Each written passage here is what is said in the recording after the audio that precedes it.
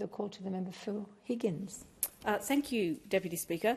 I am reminded of the importance of good quality early childhood education and care when I'm confronted with its removal. 2 centres in my electorate currently face closure, and 3 have recently closed as churches, councils or other institutions leave the field by seeking other uses for their land. The common thread is that these have all been community-led centres. These decisions leave families and communities shattered because the selection of a childcare centre or kindy is made so thoughtfully and individually, often based on interactions with staff, the needs, obviously, of the child, word of mouth, and on online quality standards, which are universally higher for community-run centres. Little St Margaret's, Ewing Street Kindy, Garden and Preschool, Windsor Community Children's Centre, the Craig Family Centre, Hubbard Malvern's Early Childhood Education and Care Centre. These are places I love visiting to meet caring and impressive staff and curious children. Currently, Windsor Community Children's Centre and Gardner Preschool are fighting to survive. A campaign is underway to protect Windsor Community Children's Centre, the land on which this beloved centre is sitting on and is being rezoned and sold. It is one of the few remaining not-for-profit centres in the city of Stonington. It is a special place where children are nurtured, educated and prepared for their future in a safe and loving environment. Gardner Preschool in Glen Iris is a quality community-run kinder, open since the 1940s, and it too is at risk of closure due to the Uniting Church's decision to terminate its lease.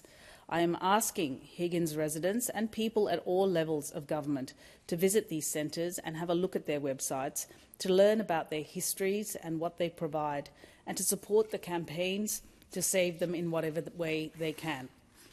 The educators and carers in these settings perform vital work and become part of our families.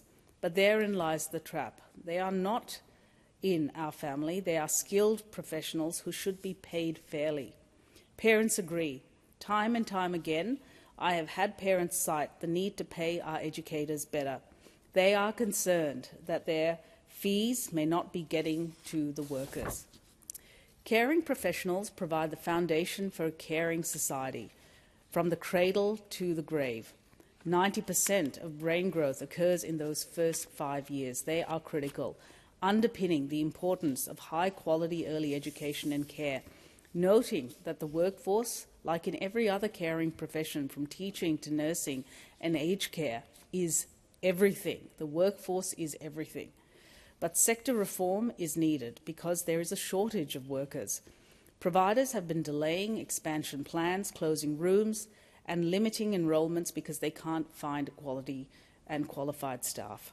Since Labor came to office, the workforce has increased by 30,000, but more work is needed. The Future of Early Childhood Education Profession, Early Childhood Education and Care Workforce Capacity Study Summary Report stated that Australia needs 21,000 more qualified ECEC professionals to meet current demand. ECEC remuneration is low compared to other competing occupations, which presents a significant disincentive to entry and accelerates attrition. Given that 92% of the workforce are women, this is a gendered issue, and it is close to the heart of this female-dominant government. I congratulate Ministers Anne Ali and Jason Clare for their work on this bill. It is a game-changer. Change is needed not simply as a matter of fairness, but to attract people to the profession and to retain them. I have met educators who have been at centres for decades, some up to 25 years. We want the sector to be seen as a career destination, and remuneration is vital to making that a reality. High-quality childcare and early childhood education are essential for increased workforce productivity, particularly for women, and for better biopsychosocial outcomes, not just education for children. It's holistic. The bill we are debating establishes a special account to fund grants to approved early childhood education and care providers to support a wage increase of 15% for eligible workers over 2 years, and to limit fee increases charged by providers. This is the ECEC Worker Retention Payment Program. The 15% pay rise will be phased in over 2 years, starting with a 10% increase from December this year, with a further 5% increase from December next year. A typical early educator paid at the award rate will receive a pay rise of at least $103 a week in December of this year, increasing to at least $155 per week from next year. For a typical early education childhood teacher, they'll receive an additional $166 a week from December this year, increasing to $249 from December next year.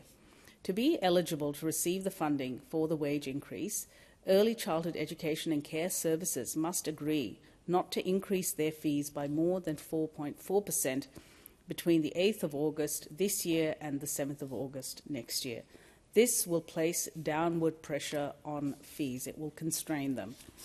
The funding for this change has been set for 2 years to follow the Fair Work Commission, the Fair Work Commission to finalise its Gender Awards Review, which is expected to overhaul the care and health sectors. Watch this space. This bill builds on the government's support for the ECEC sector and Australian families, including the cheaper childcare measures, which injected $5 billion into the sector in our first budget. And this, in turn, has made childcare cheaper for more than 1 million families. Our children, parents, especially our mums, and our economy will be the beneficiaries, but it all starts with the workforce. I commend this bill to the House. Thank the member for Higgins.